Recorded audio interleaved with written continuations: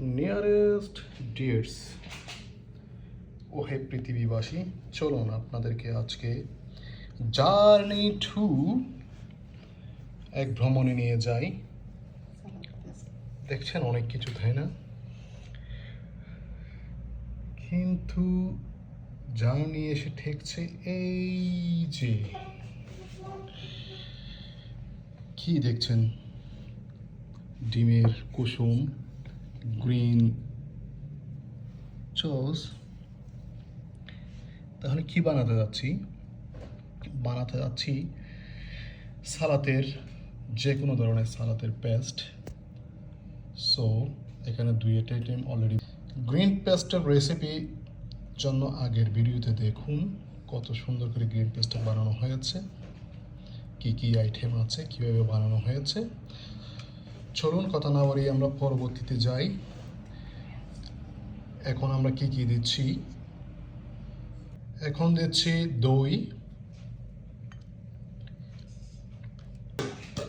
তারপরে দিচ্ছি homemade tomato sauce. এই ভিডিওটা দেখতে চাইলে কীভাবে হোমমেড টমেটো সস বানানো হয়েছে ঘুরে আসতে পারুন রুট কিংয়ে, ভিডিও লিঙ্ক আমি দিয়ে দেব। তারপরে দেব হোমমেড হট সস, সেটার ভিডিও লিঙ্ক আছে। এইটা অবশ্যই আমার বড় রাজপুত বানানোর রেসিপি, খুব সুন্দর করে বানিয়েছিল, খুব দারুণ হয়েছে। সো হট সস অ্যাড হয়েছে। এখন দিচ্ছি মেয়োনিজ, এখন আসবে সয়া সস। সব কিছু আপনার কতটুকু পরিমাণ লাগবে সেই অনুযায়ী বাকিগুলো পরিমাণ করে দিবেন। এখন দিব ব্ল্যাক পেপার পাউডার, এখন এলাচ গুঁড়ো, কার্ডামন পাউডার। খুব খুব দারুণ হয় এই এলাচ গুঁড়ো দিলে, স্মেলটা, সুগন্ধিটা সে হয়। এই পর্যায়ে পরিমাণ মতো লবণ, স্বাদ মতো।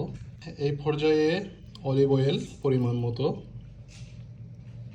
এই পর্যায়ে ভালো করে মিক্স করে নেওয়া।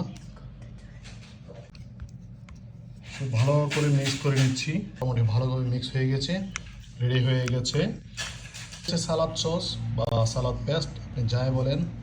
এটা পাস্তা সালাদ বা যে কোনো ধরনের সালাদের আইটেম আপনি মিক্স করে উপভোগ করেন যে টেস্টটা কীরকম। সবাইকে ধন্যবাদ, ভালো থাকবেন সবসময় সবখানে।